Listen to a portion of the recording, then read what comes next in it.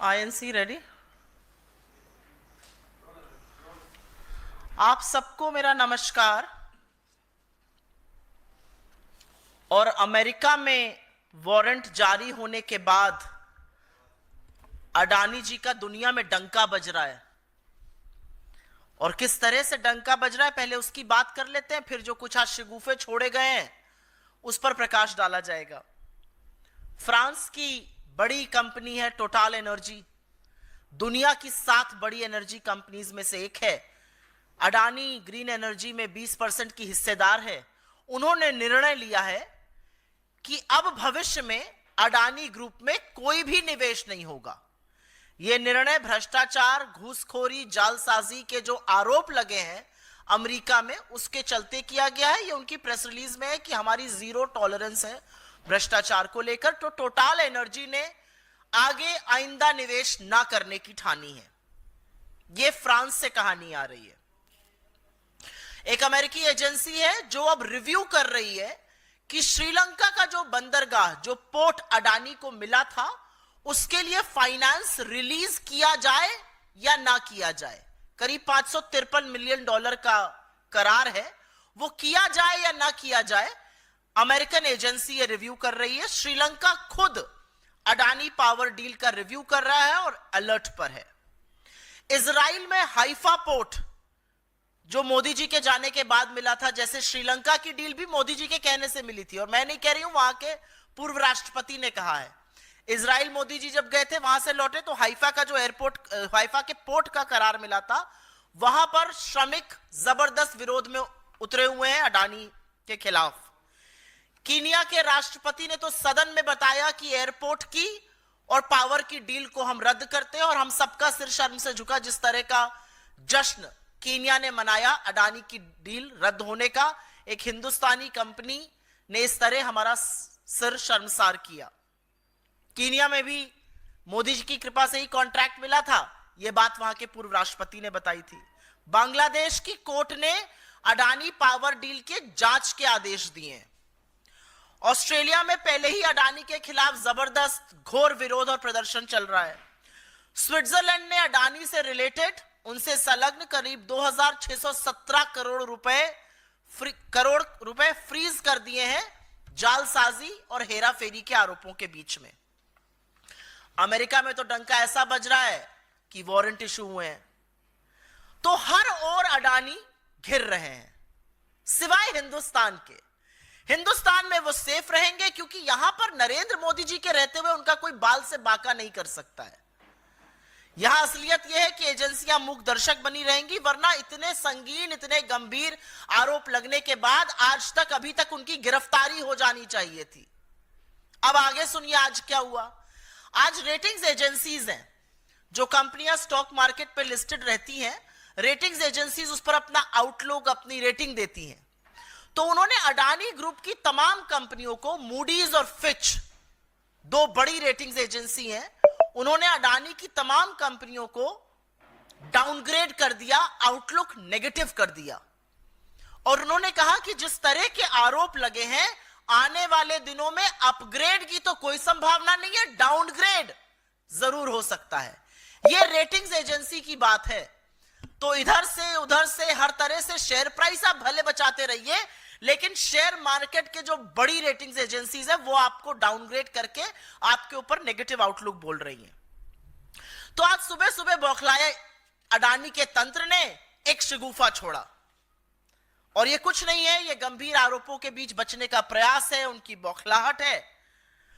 लेकिन यह जरूर लगता है कि जब शगुफा छोड़ा जा रहा था तो शगुफा छोड़ने वाले ने शायद आरोप पढ़े नहीं है, क्योंकि फटाक से वकालत का जामा पहनकर इस देश के प्रमुख वकीलों में से एक बचाव में उतरे, और उन्होंने यह भी कहा मैं बचाव नहीं कर रहा हूं, मैं सिर्फ यह बता रहा हूं कि डिपार्टमेंट ऑफ जस्टिस का काउंट 1 से काउंट 5 में अडानी का नाम नहीं है।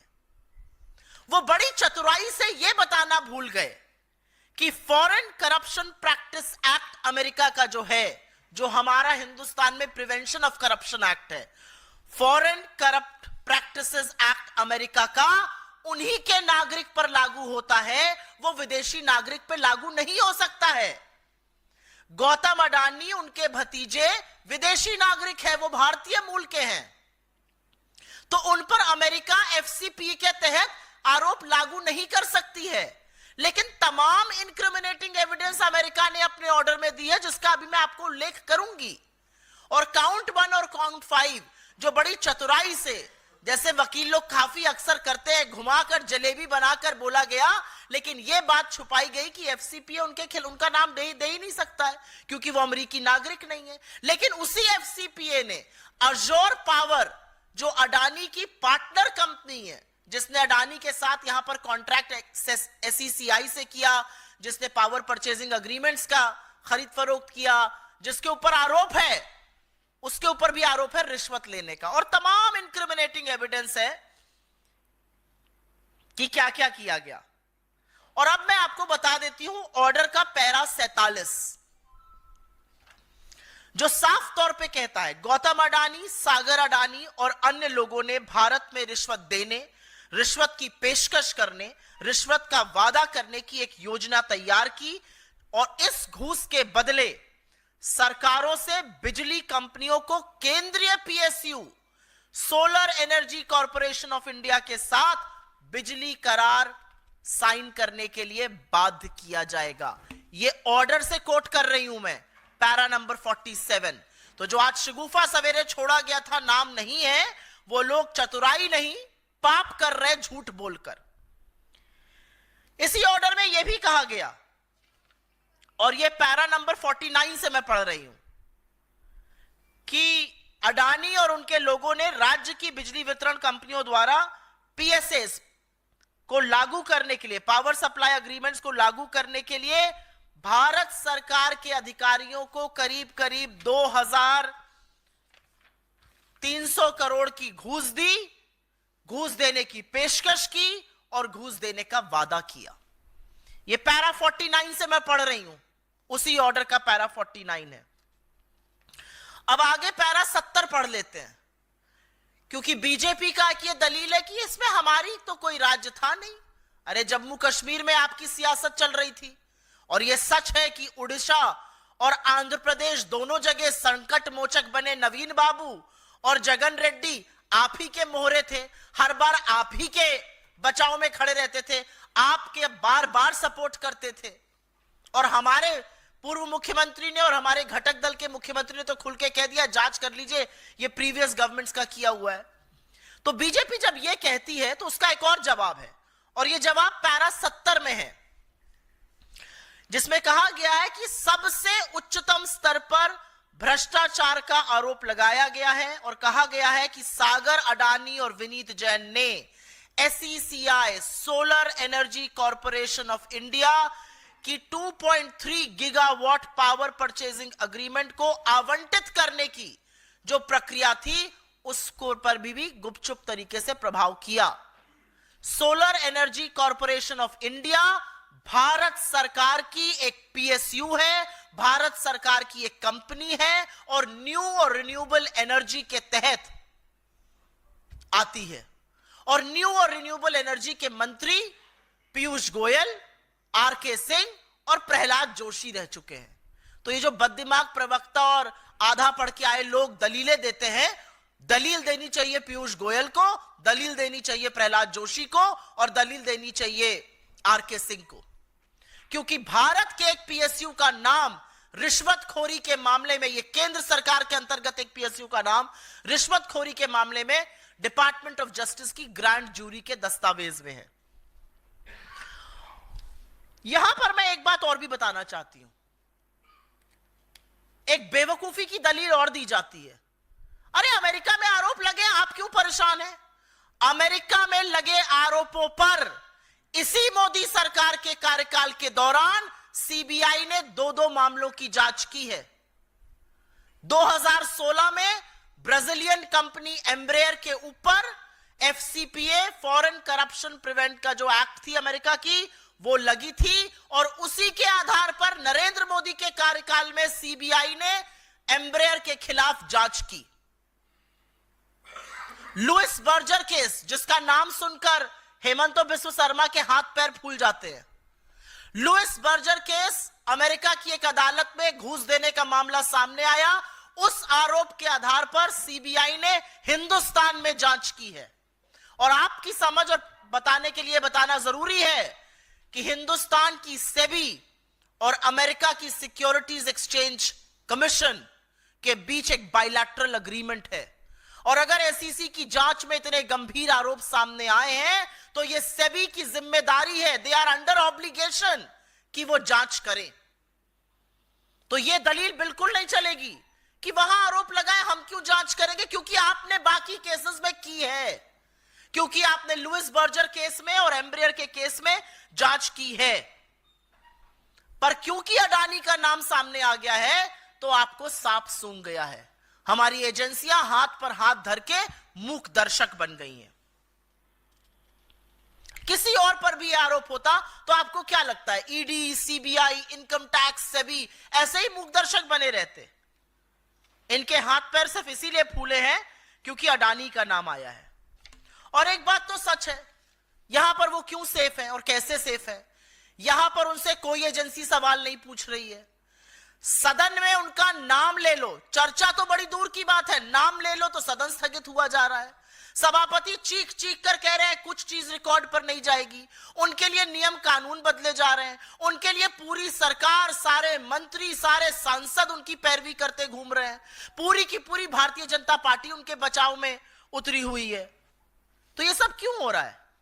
क्योंकि राजा की जान एक तोते में है और उस तोते का नाम अडानी है। इसके अलावा और कोई कारण नहीं है। इस मंच से हम मांग करते हैं कि लाखों करोड़ों की हेराफेरी, जालसाजी और रिश्वत के आरोपों से घिरे गौतम अडानी की जो विश्व जांच कर रहा है, विश्व की तमाम देश जांच कर रहे हैं, तमाम एजेंसियां जांच कर रही हैं, हिंदुस्तान में निष्पक्ष जांच हो। इतने संगीन आरोपों के बीच इस मंच से हमारी मांग है उनकी गिरफ्तारी हो। हमारी मांग है कि संसद में गौतम अडानी के खिलाफ लगे आरोप पर विस्तृत चर्चा हो। और हमारी मांग है कि सत्तारूढ़ दल के सांसद, सरकार के मंत्री, सत्तारूढ़ दल बेशर्मी त्याग कर अडानी का बचाव करना बंद कर दे। एक व्यक्ति जिसके चलते हिंदुस्तान के rule of law and order पे, हिंदुस्तान के कॉर्पोरेट उद्योग जगत पे, हिंदुस्तान के मार्केट पे, मार्केट की क्रेडिबिलिटी पर, हमारे इंस्टीट्यूशंस पर, हर चीज पर, हमारी कॉर्पोरेट गवर्नेंस पर धब्बे लग रहे हैं, दाग लग रहे हैं, उनका बचाव बीजेपी और उसका तंत्र बिल्कुल बंद कर दे। I will very briefly make a statement in English, and as you know,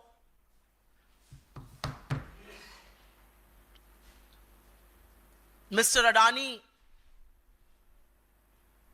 has been investigated by various countries across the globe ever since those warrants have been issued by the United States. Total Energy of France has decided that it will not make any fresh investments in the Adani Group. Remember, Total Energy is one of the top 7 energy companies in the world. It has a 20% stake in Adani Green. They have decided no fresh investments. All investments have been stalled. We all know that the American agency is now reviewing whether the funding should be allowed or should not be allowed for the Sri Lankan port that has been given to Adani. We all know Sri Lanka itself is reviewing the Adani power deal, one that became a reality thanks to the intervention of Prime Minister Modi. Israel, the Haifa port is facing huge challenges with labor unrest. The Kenyan government has already cancelled a port, an airport and a power deal. Bangladesh court has ordered a probe into the Adani power deal. Australia has seen rampant charges of corruption and rampant protests all across Australia against Mr. Adani. Switzerland has frozen about 2,617 crore rupees connected to Adani on charges of misdeeds. America, of course, has issued the warrant. But in India, Mr. Adani continues to be safe. No questions are going to be asked to him. Not a single agency is going to act. And the government is going to look the other way and will do all it can to protect Mr. Adani. The reality is that ratings agencies like Moody's and Fitch have downgraded Adani stocks and have kept their downgrade outlook to negative. They have also said it's unlikely the outlook will be revised to positive. It is very likely that they will be downgraded further. So this morning, the entire ecosystem of Gautam Adani and his company got together and issued certain statements. And it's important to remind what those statements are. A very senior lawyer in this country, who of course first gave the caveat, I'm not here to defend Mr. Adani, defended him with all the authority bestowed on him. He told reporters present there that count 1 and count 5 of the Department of Justice order does not name Mr. Adani. And that's the beauty of how lawyers sometimes skip the naked truth. The naked truth is that the Foreign Corrupt Practices Act mentioned in count 1 and count 5 can only be applied to American citizens. And because Gautam Adani is not an American citizen, his name doesn't feature there, but the reality is incriminating evidence and various mentions of Adani all through the order feature, and I will just talk about that in a bit. Azure Power, Adani's partner in America, has been named in count 1 and count 5. The reality also is that the documents of the grand jury of the Department of Justice very categorically state, and I will quote here, in para 47, it clearly says that Gautam Adani, Sagar Adani and others devised a scheme to offer, authorize, make and promise to make bribe payments to Indian government officials in exchange for causing state electricity distribution companies to enter into PSAs with the Solar Energy Corporation of India. Para 49, this is para 47 I quoted. Para 49 goes on to say that they offered and promised to Indian government officials approximately 2,029 crore rupees in bribe for exchange of causing the state electricity distribution companies to execute the power supply agreements. It doesn't just end there. Para 70 goes on to name the Indian government PSU, the public sector undertaking right under the nose of the central government, the Solar Energy Corporation of India, which comes under the aegis of the new and renewable energy ministry. And it says that SECI was influenced to change its process of allocating 2.3 gigawatts of PPAs to India's energy companies. Those are the charges. Very, very strict charges against a government PSU, and the reality is that not one person who has held that ministry, Piyush Goyal, R.K. Singh, Prahlad Joshi, not one person comes to the fore and makes any case for it. An Indian PSU being named in the order.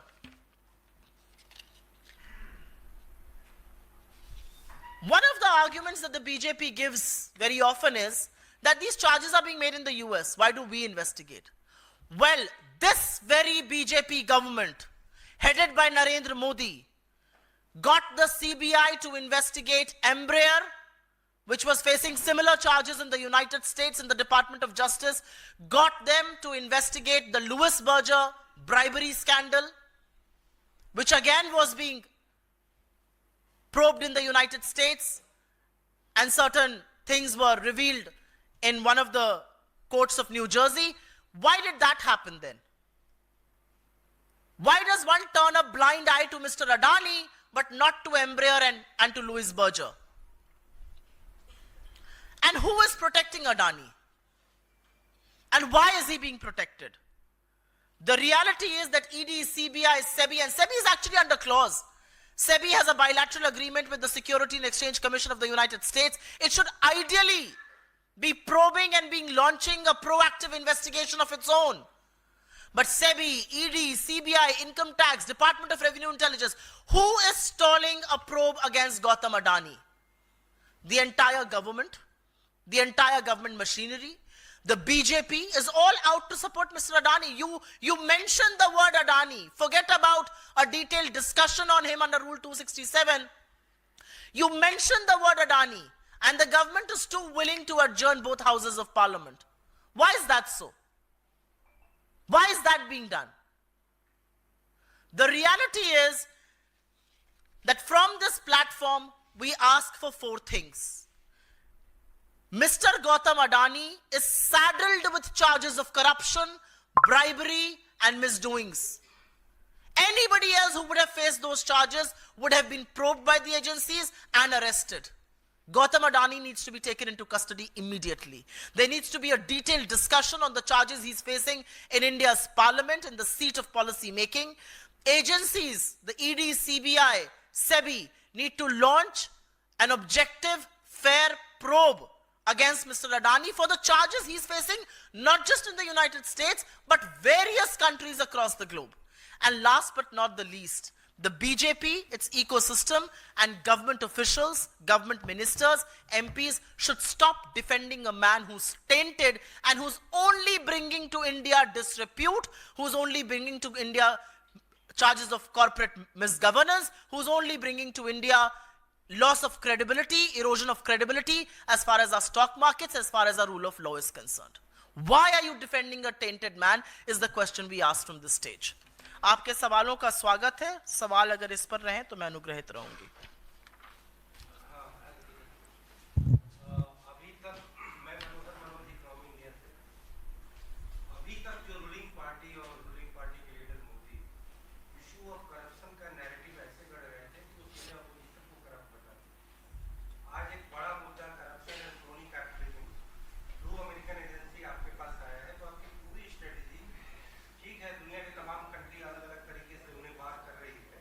Congress party other than parliament forum अलग अलग मंचों पर पूरे long term strategy corruption को prime issue बनाने का इस घटना के बाद क्या रुख है? मुझे लगता है हम अडानी का मुद्दा आज से नहीं उठा रहे हैं. हम अडानी का मुद्दा उस दिन से उठा रहे हैं जिस दिन से उनके खिलाफ स्टॉक मैनिपुलेशन का, ओवर इनवॉइसिंग का, राउंड ट्रिपिंग का, शेल कंपनीज के बड़े गंभीर चार्जेस लगे थे. ये पहली बार मैं प्रेस कॉन्फ्रेंस नहीं कर रही हूं. मेरे सहयोगियों ने, मेरे नेता ने, मेरे अध्यक्ष ने लगातार प्रेस कॉन्फ्रेंसेस करी है, लगातार चुनावी मंचों से इस मुद्दे को उठाया है और हम लगातार अडानी से स्पष्टीकरण मांग रहे हैं और देश की सरकार से यह आशा कर रहे हैं और उनसे कह रहे हैं कि अडानी की जांच कीजिए. इसके चलते हिंदुस्तान की बहुत बेइज्जती हो रही है, हमारी साख गिर रही है. ये पहली बार नहीं है. हमारे लोगों ने अपनी सारी राजधानियों में प्रेस कॉन्फ्रेंस करी है, हमने सदन में यह मुद्दा उठाया है और मेरे नेता राहुल गांधी ने जब अडानी और